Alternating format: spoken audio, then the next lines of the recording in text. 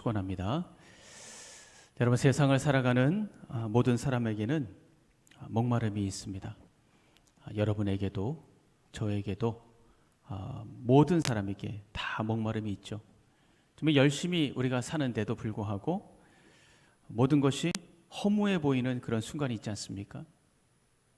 자신의 모습이 초라하게 느껴지고 또 나를 힘들게 하는 문제는 언제 끝날 줄 모르고 끝이 보이지 않고 살아가는 것이 무슨 의미가 있는가? 이렇게 사는 이유가 도대체 뭔가?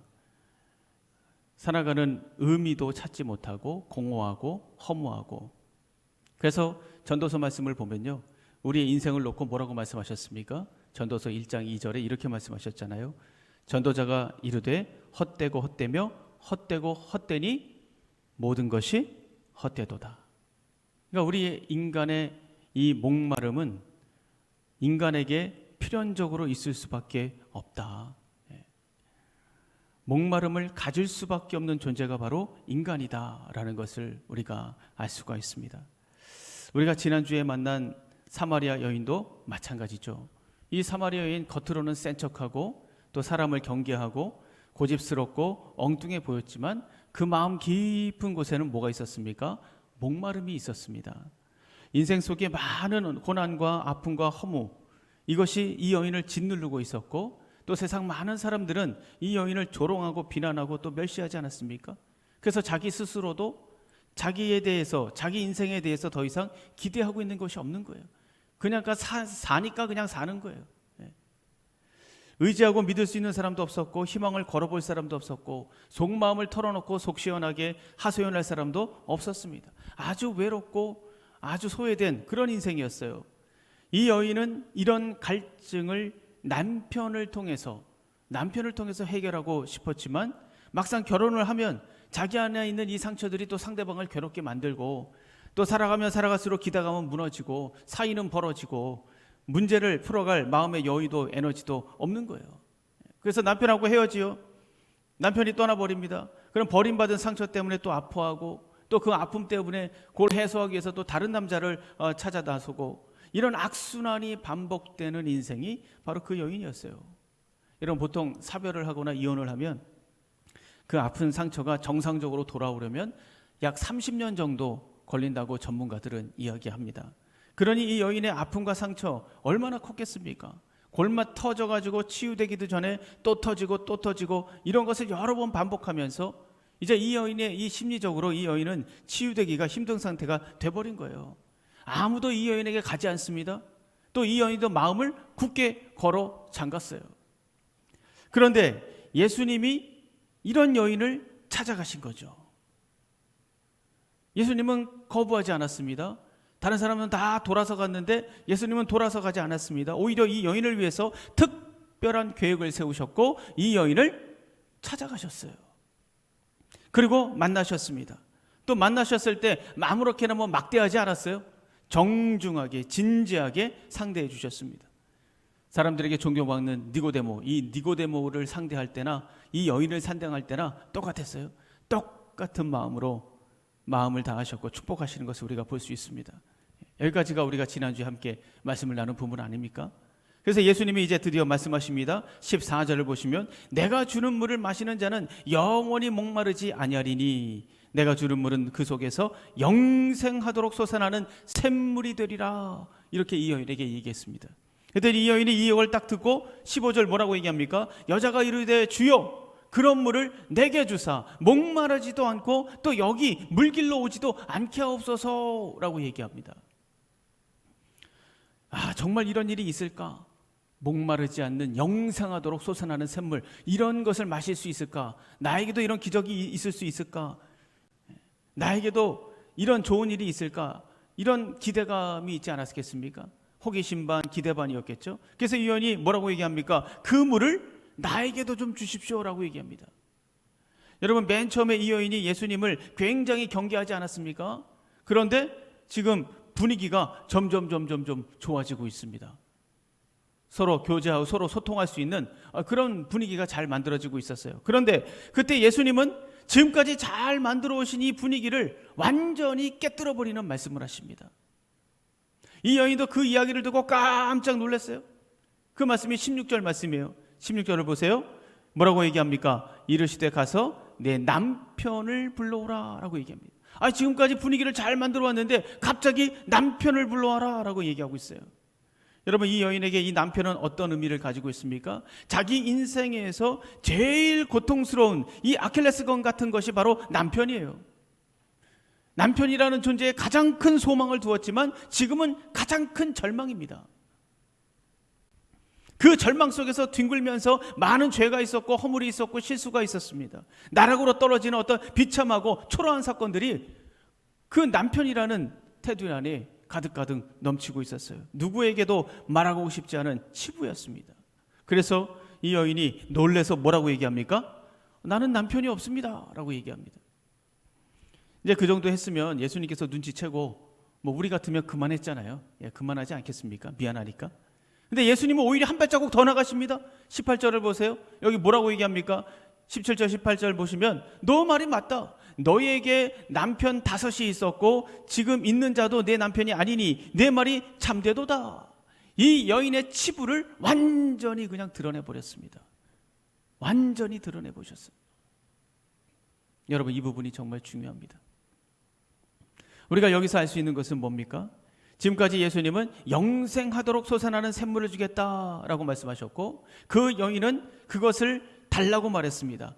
그것을 달라고 하자마자 예수님은 뭐라고 얘기했냐? 남편을 데리고 와라. 남편을. 우리가 솟아나는 샘물을 얻기 위해서 어떻게 해야 되는가? 진정한 행복과 기쁨과 소망으로 내가 나가기 위해서는 어떻게 해야 되는가? 너가 영원히 솟아나는 샘물을 맛보기를 원하느냐? 그걸 얻기 원하냐? 그러면 남편을 데려오라는 거예요. 예수님은 남편을 불러오라라고 말씀하셨습니다. 여러분, 예수님께서 하신 이 말씀이 뭘 말하는 걸까요? 오늘 2가지 정도 함께 나누겠습니다. 먼저 이 말씀은 너의 아픈 과거를 가져오라는 겁니다. 아픈 과거를 가져와라. 우리가 과거를 해결하지 않고는 새로운 출발을 할 수 없습니다. 문제가 해결되고 환경이 바뀌고 상황이 좋아져도 그 속에서 겪었던 그 상처와 아픔들, 이것을 그냥 내버려 두면 우리는 그것이 사라졌다고 생각할지 모르겠지만 그 부정적인 감정들은 여전히 우리 마음 깊은 곳에 남아있어서 순간순간 그 부정적인 감정들이 나를 지배하게 됩니다. 그리고 더 나아가서는 나의 현재를 지배하고 미래를 지배하고 인생을 지배하게 되는 거예요. 그래서 기쁜 일이 있어도 기쁨을 누리지 못합니다. 100% 기쁨을 누리지 못해요. 행복한 일이 있어도 100% 행복을 느끼지 못합니다. 알 수 없는 그 불안과 두려움, 이게 늘 따라다니는 거예요. 좋은 기회가 와도 그걸 좋은 기회로 보지 못하고 그냥 도망치고 겁내고, 이게 좋은 일인지 나쁜 일인지, 좋은 말인지 나쁜 말인지, 좋은 사람인지 나쁜 사람인지 분간을 하지 못합니다. 혼란스럽고 제대로 판단하지 못해요. 진리를 감지하는 이 레이더망이 고장난 겁니다. 상처라는 것이 그런 것이죠. 많은 사람들이 자신의 상처와 아픔을 그냥 묻어버리고 싶어 합니다. 시간이 지나가면 해결될 거야 라고 생각을 합니다. 이제 좋은 일만 있겠지 라고 생각합니다. 잊어버리고 감추고 싶어 하죠. 어떤 사람들은 문제를 다 아는데도 불구하고 차일피일 밀어버립니다. 그러나 우리에게 있는 이 상처 아픔을 제대로 해결하지 않으면 또다시 고통스러운 일을 반복할 수밖에 없는 거예요. 여러분, 이 사마리아 여인이 계속해서 고통스러운 일들을 반복하지 않았습니까?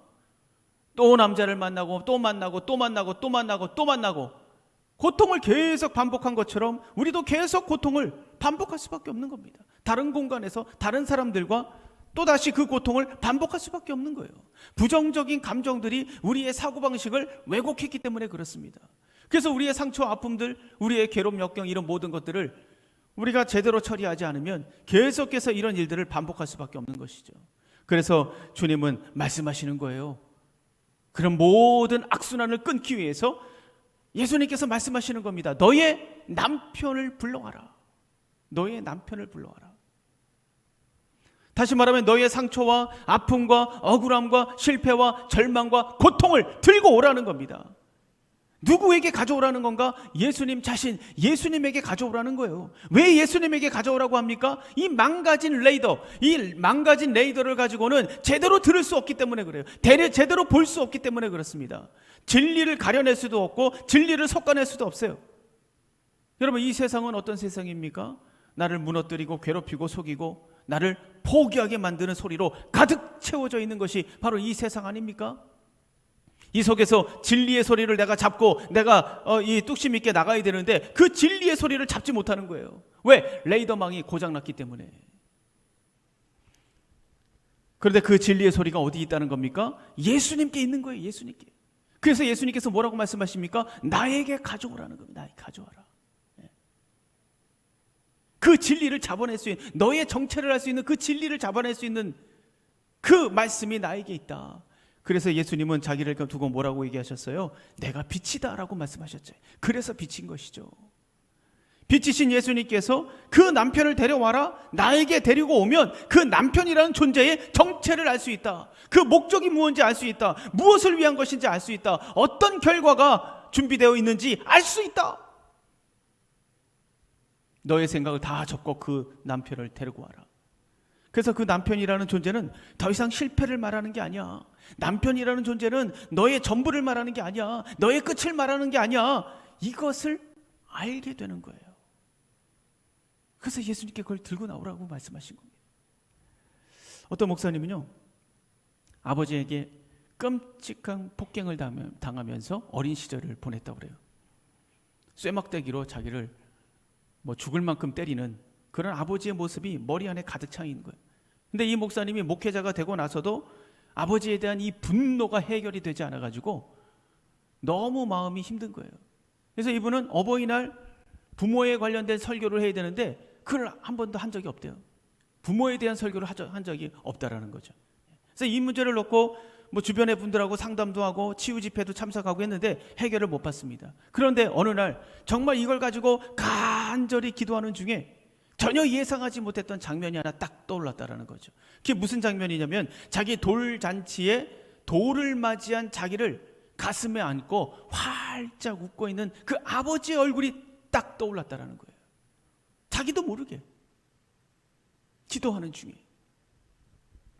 그것뿐이었어요. 대단한 무슨 일이 있었던 게 아닙니다. 기도하는 중에 그 장면이 하나 딱 떠오르는데 그 한 장면이 놀랍게도 40년 동안 품고 있었던 그 분노를 한순간에 잠재웠다는 거예요. 그 얼굴 표정 그 한 장면 때문에. 그러면서 그 얼굴, 그 환하게 자기를 끌어안고 환하게 웃는 그 얼굴을 보자마자 어떤 생각이 들었냐? 아, 나는 소중한 존재구나. 난 소중한 존재였어. 이것이 이런 감정이, 이런 은혜가 쫙 밀려오면서 자기 마음이 바뀌었다는 거예요. 여러분, 이렇게 성령 하나님께서는 우리의 예상을 뛰어넘어서 일하시는 거예요. 도저히 치유될 수 없고 회복될 수 없는 것 같지만 성령 하나님께서는 불가능이 없습니다. 여러분에게 어떤 남편이 있습니까? 어떤 고통이 있습니까? 어떤 아픔과 상처가 있습니까? 어떤 절망감이 있습니까? 어떤 체념과 포기 속에 있습니까? 우리에게 수천 수만의 문제가 있는 것 같지만 우리가 주님께 집중하면 모든 문제가 풀리는 은혜가 있다는 것을 여러분 믿으시기를 바랍니다. 왜냐하면 주님이 진리이시기 때문에 그래요. 주님이 진리예요. 세상 사람들의 말이 진리가 아닙니다. 세상이 말하는 논리가 진리가 아닙니다. 여러분 가슴 밑바닥에서 올라오는 생각과 예측과 추측이 진리가 아니에요. 진리는 주 예수 그리스도시라는 것을 여러분 믿으시기를 바랍니다. 그 어떤 것도 우리에게 진리가 될 수 없어요. 오로지 주님만이, 주님의 말씀만이 우리에게 진리가 되시는 겁니다. 여러분, 예수님은 마태복음 11장 28절에 이렇게 말하고 있어요. 수고하고 무거운 짐진 자들아 다 내게로 오라. 내가 너희를 쉬게 하리라. 여러분, 우리 바깥에 이렇게 올라오실 때 보면 큰 배너, 거기에 있는 말씀이 바로 이 말씀 아닙니까? 그런데 이 말씀이요, 현대 독일어 성경을 보면 이 부분이 어떻게 쓰여져 있냐면 수고하고 무거운 짐진 자들아, 이 말씀이 이렇게 쓰여져 있어요. 율법학자들이 명령한 계명을 지키느라 힘들어하는 사람들아, 이렇게 돼 있어요. 율법학자들이 명령한 계명을 지키느라 힘들어하는 사람들아. 그러니까 남이 정해놓은 어떤 계명과 명령과 기준, 여기에 따라서 살고 있으니 얼마나 힘드냐, 이 소리예요. 그러지 말고 나에게 와라. 그러면 쉴 수 있다. 그리고 29절, 나는 마음이 온유하고 겸손하니 나의 멍에를 메고 내게 배우라. 그리하면 너희 마음이 쉼을 얻으리라. 이 말씀은 어떻게 되어 있냐면, 나한테 와서 배워라. 그러면 너희의 삶이 실현될 것이다. 뭐가 될 것이다? 실현될 것이다. 꽃을 피울 것이다. 이 말씀이에요. 그러니까 정리하면, 남이 만들어 놓은 기준을 따라가느라 수고하고 무거운 짐진 자들아, 다 내게로 와라. 나는 너희에게 그런 것을 강요하지 않기 때문에 너희가 편히 쉴 수 있다. 나에게 와서 배우면 너희의 삶이 충만하게 아름답게 실현될 것이다. 너희의 인생이 꽃피울 것이다. 이 말씀을 하시는 거죠. 여러분, 뭐가 실현될까요? 하나님께서 우리 안에 심어놓으신 계획, 꿈, 소망, 미래, 한마디로 그 속에 있는 잠재력이 아니겠습니까? 잠재력. 이 잠재력이, 이 무한한 잠재력이 아름답게 피어날 것이다. 나에게 오라. 너의 상처와 아픔과 두려움을 벗어나서 나에게 오기만 하면 이 세상의 생각과 이 세상의 올무와 사람들의 그 감옥 같은 말 속에 갇혀 있지 말고 벗어나서 나에게 오면, 나의 소리를 듣고 나의 말씀을 듣고 나를 따르면 너에게 심어놓은 무한한 잠재력이 아름답게 꽃피울 것이다. 이 말씀인 거예요. 여러분, 네덜란드의 한 배가 태풍을 만나가지고요, 무인도로 표류했습니다. 거기에는 열매도 없고 물도 없고 사람들이 버티다가 탈진해서 한 명씩 죽어갔습니다. 며칠이 지나서 한 명만 남았어요. 근데 이 사람이 갈증을 참지 못하고 바닷물을 막 허겁지겁 먹기 시작했습니다. 여러분, 일반적인 상식으로 우리가 바닷물 먹으면 어떻게 됩니까? 더 목마르죠. 그게 큰일 납니다. 먹으면 그냥 바로 죽는 거나 마찬가지예요. 하지만 이 사람은 생각했어요. 어차피 죽을 목숨, 잠시라도 갈증을 좀 해결하자. 나도 모르겠다. 그러면서 바닷물을 먹은 겁니다. 근데 이상한 일이 생겼어요. 바닷물이 짜지 않은 거예요. 나중에 알고 보니까 해안가에 지하수가 나오면서 그 근처에 있는 물을 식수로 사용할 수 있었던 거예요. 그래서 그 사람이 그것을 먹고 물고기를 잡아 먹으면서 구조될 때까지 버틸 수 있었습니다. 여러분, 제가 말씀드리고 싶은 건 뭐냐? 우리가 가지고 있는 생각이 다가 아니에요. 그게 전부가 아닙니다. 여러분이 이렇게 될 거야, 나는 이래, 그게 다가 아닙니다. 그게 끝이 아니에요. 전부가 아닙니다. 마지막 기회가 있다는 것을 여러분 믿으시기를 바랍니다. 나를 초라하게 만들고 비참하게 만들고 나를 고통스럽게 만들고 이런 상처와 어떤 아픔과 문제와 갈등, 그래서 반복되는 어떤 실패와 고통 끊을 수 있습니다. 끊을 수 있어요. 끊을 수 있습니다. 우리 옆에 분하고 한번 인사하겠습니다. 옆에 분을 유심히 보시고, 끊을 수 있습니다. 해결할 수 있는 마지막 기회가 있습니다. 나의 잠재력이 실현될 수 있는 길이 있어요. 그래서 이 예수님이 이 여인을 찾아가신 거 아니겠습니까? 아무 소망도 없고 아무 기대도 없고 할 수도 없고 너는 끝났다라고 생각했는데 이 여인을 찾아갔겠어요? 아니요. 다시 살아날 수 있으니까, 해결될 수 있으니까, 그 고리를 끊을 수 있으니까, 그래서 예수님께서 이 여인을 찾아간 거 아니겠습니까? 예수님을 붙잡으면 됩니다. 주님의 생각을 붙잡고 주님의 은혜를 붙잡고 주님의 말씀을 붙잡는 거, 그러면 되는 거예요. 여러분이 지금 붙잡고 있는 게 뭔지를 가만히 한번 생각해 보세요. 여러분의 생각의 틀로 붙잡고 있는 것이 뭔지 한번 가만히 생각해 보십시오. 여러분이 붙잡고 있는 남편, 그 남편을 내려놓으시고 주님을 붙잡기를 주님의 이름으로 축원합니다. 우리에게 빛이 되시고 진리가 되시는 주님을 붙잡을 때 우리는 어떤 고통 속에 있더라도 우리 안에 있는 하나님의 계획이 아름답게 꽃을 피우는 거예요. 꽃을 피우는 겁니다. 여러분 안에 있는 상처와 아픔이 주님 안에서 해결되고 아름다운 내일을 만들어가는 저와 여러분이 되기를 주님의 이름으로 축원합니다. 자, 예수님께서 가서 내 남편을 불러오라 라고 말씀하신 두 번째 의미는 뭐냐? 영원한 생수를 얻기 위해서는 너의 죄를 인정하라는 겁니다. 너의 죄를 인정해라. 너의 죄를 나에게 가져오라. 가서 내 남편을 불러오라 라는 말씀을요, 원문의 원문에 있는 말 그대로 직역을 하면 가서 내 남편을 불러서 이곳으로 오라 라고 됩니다. 이곳으로 오라. 이곳이 어디입니까? 예수님이 있는 곳. 예수님에게 오라는 거예요. 그 죄 덩어리를 가지고 예수님에게 오라는 거죠.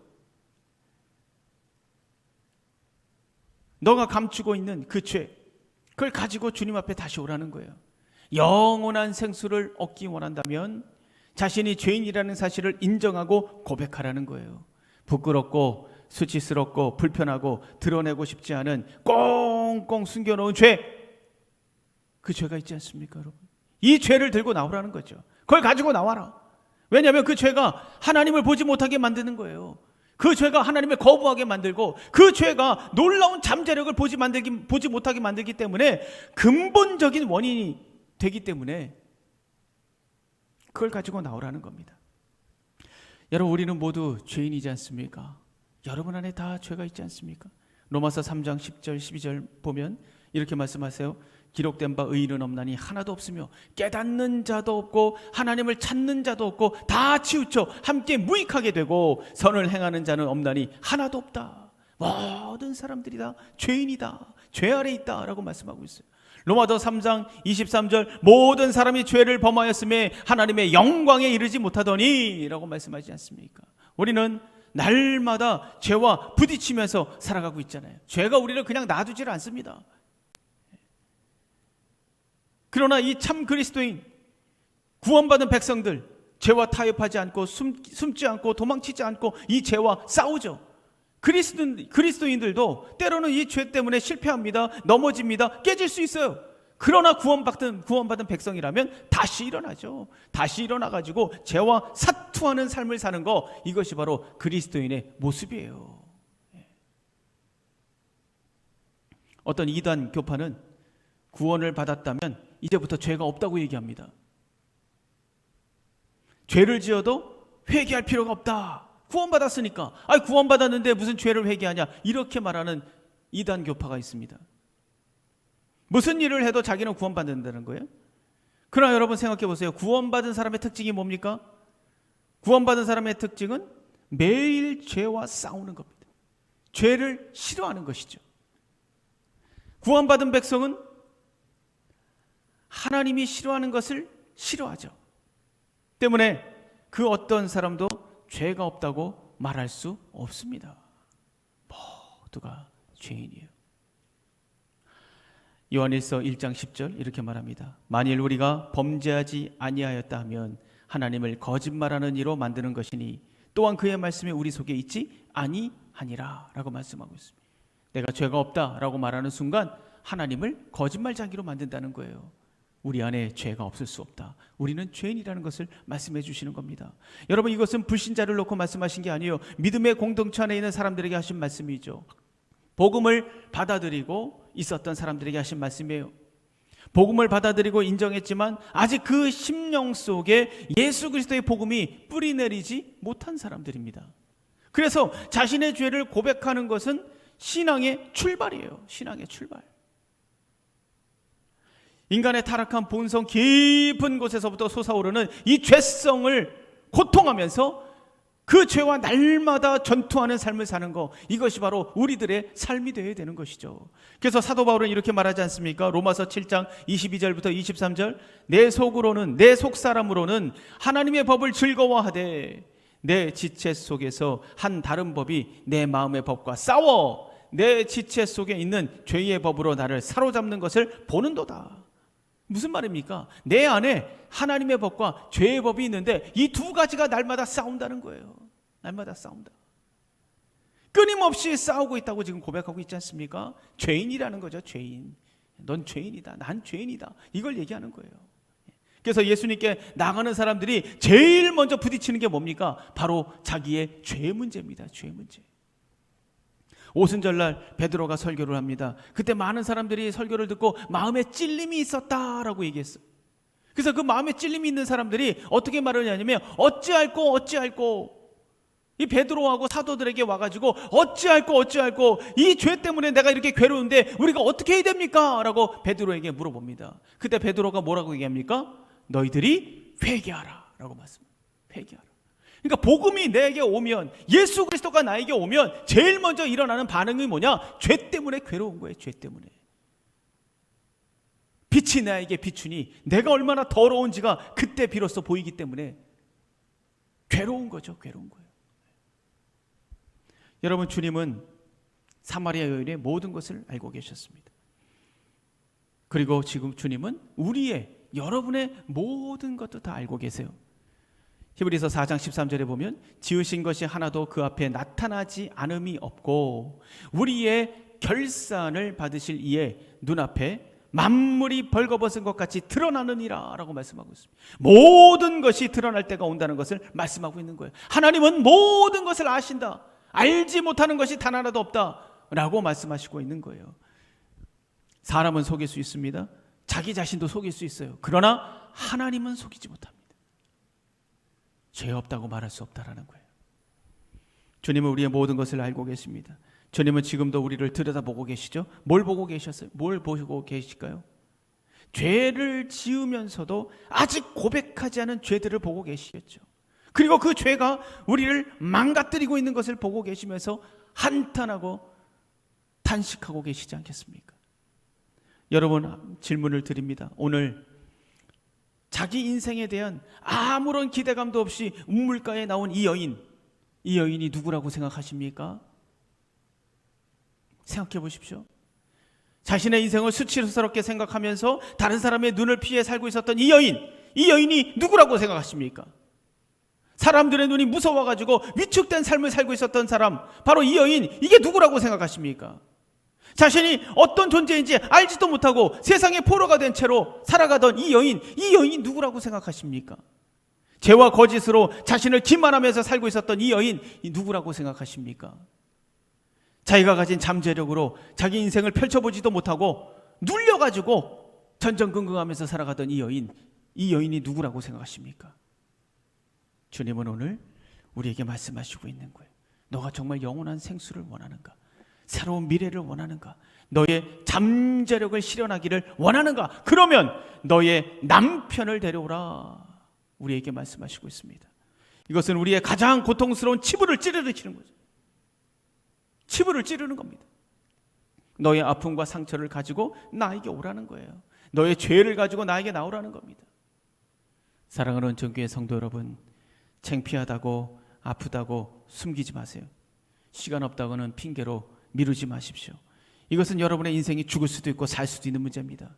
주님 앞에 나와서 여러분의 상처와 아픔을 고백하고 죄를 고백하시기를 바랍니다. 주님 앞에 다 털어놓으면 주님은 영원히 목만하지 않는 샘물로 여러분의 갈증을 해결하실 뿐만 아니라 여러분 안에 잠자고 있었던 잠재력도 깨어나고 살아나는 것이죠. 여러분 믿으십니까? 믿으십니까? 왜냐하면 하나님 안에서 내가 누구인지 나의 정체성을 알게 되기 때문에 그래요. 내가 누구인지 정체성을 알게 되면 하나님을 믿는 믿음으로 우리가 담대해지기 때문에 그렇습니다. 내가 누구인지 알았으니까 내가 담대해지죠. 내가 담대해지면 비로소 우리는 새로운 일에 도전할 수 있는 거예요. 우리가 왜 새로운 일에 도전하지 못합니까? 두려우니까, 내가 누군지 모르니까, 내가 가진 게 뭔지 모르니까, 그래서 도전하지 못하거든요. 그러나 내가 하나님으로 믿는 믿음으로 담대해지면 새로운 일에 도전할 수 있는 힘이 생기는 겁니다. 여러분, 사람들은 답을 몰라서 힘든 게 아니에요. 답을 몰라가지고 이렇게 사는 게 아닙니다. 여러분 생각해 보십시오. 우리가 다이어트하는 방법을 모릅니까? 다이어트하는 방법 모르시는 분, 아마 다이어트하는 방법을 한 3개, 4개 정도는 다 아실 거예요. 하도 방송에서 얘기하고 뭐 미디어에서 얘기하고 그게 뭐 이슈처럼 그냥 전문 지식이 하도 쏟아지니까 아마 이 한두 개, 아니 3, 4개 정도는 다이어트 방법을 다 아실 겁니다. 어떻게 해야 행복해지느냐, 이것도 아마 다 아실 거예요. 어떻게 하면 돈을 많이 벌 수 있고 어떻게 하면 공부 잘할 수 있느냐 다 압니다. 그렇지 않습니까? 여러분 모르시는 분 있어요? 요즘 각계각층의 이 전문 지식 클릭 몇 번만 하면 다 알 수 있습니다. 인터넷에 들어가면 다 알 수 있어요. 양질의 전문 지식을 다 알 수 있습니다. 그러나 답을 아는데 우리의 삶은 편하지 않아요. 답은 알고 있는데 나의 삶은 편하지 않습니다. 그 이유가 뭡니까? 그것은 그 답을 지속할 수 있는 힘이 없는 거죠. 그게 문제인 거예요. 그 답을 지속할 수 있는 힘이 없어요. 이 힘은 어디에서 나옵니까? 이 힘은 우리의 내면에서 나오는 것이죠. 마음의 근육에서 나오고 우리의 내면에서 나오는 거 아니겠습니까? 성경은 이것을 뭐라고 얘기합니까? 속사람이다 라고 얘기합니다. 속사람. 고린도후서 4장 16절. 그러므로 우리가 낙심하지 아니하노니 우리의 겉사람은 낡아지나 우리의 속사람은 날로 새로워지는도다. 인간에게 있어서 가장 중요한 것은 속사람이라는 것을 말씀하시고 있습니다. 속사람이 살아나야 돼요. 이 성경은 속사람을 강건하게 하라라고 말씀하시고 있어요. 왜냐하면 우리의 인생의 성공과 실패는 이 돈이나 지식 이것으로 결정되는 것이 아니라 우리 속사람의 이 강건함 이것으로 결정이 되는 거예요. 그러면 어떻게 해야 이 속사람이 강건할 수 있습니까? 그곳에 성령께서 임하시면 그 속사람이 강건해집니다. 여러분, 그러면 예수님, 우리 성령 하나님께서는 어디에 임하십니까? 거룩한 곳에 임하시죠. 거룩한 곳에, 의로운 곳에 성령께서 임하시잖아요. 우리가 예수 그리스도의 보혈의 피 앞에서, 보혈 앞에서 나의 죄를 쏟아내고 나의 아픔과 상처와 나의 고통을 쏟아낼 때 하나님은 우리를 의로운 존재로 보시고 성령께서 그곳에 임하시는 거예요. 그래서 속사람이 강건해지는 것이죠. 그러면 우리가 하나님께서 주신 답을 지속적으로 감당할 수 있는 힘과 능력을 갖게 되는 거예요. 그래서 우리가 고백하고 나의 죄를 고백하고 인정하고 나의 상처와 아픔을 쏟아내는 거, 그래서 중요한 겁니다. 우리의 속사람이 살아나고 그곳에 성령 하나님께서 임하시는 방법이 바로 그거예요. 날마다 우리가 이 작업을 잊어서는 안 됩니다. 예수님은 사마리아 여인의 속사람을 만지신 거죠. 그래서 이 여인이 새 힘을 얻은 거예요. 새 힘을. 오늘 주님은 여러분의 속사람도 만지기를 원하십니다. 여러분 안에 실패와 아픔과 상처와 이 부정적인 모든 감정들, 그리고 더러운 죄들 주님 앞에 다 고백하시기를 주님의 이름으로 축원합니다. 그곳에 성령께서 임하시고 속사람이 강건해지고 바로 그때 여러분의 새로운 일에 도전할 수 있고 지속할 수 있는 힘을 가질 수 있는 것이죠. 지금 우물가에서 기다리고 계시는 주님 앞에 나가시기를 바랍니다. 그리고 주님께서 주시는 영원히 목마르지 않는 이 생수를 마시고 자유하시고 기뻐하시고 새로운 도전과 새 힘으로 새로운 내일을 만들어가는 저와 여러분이 되기를 주님의 이름으로 축원합니다.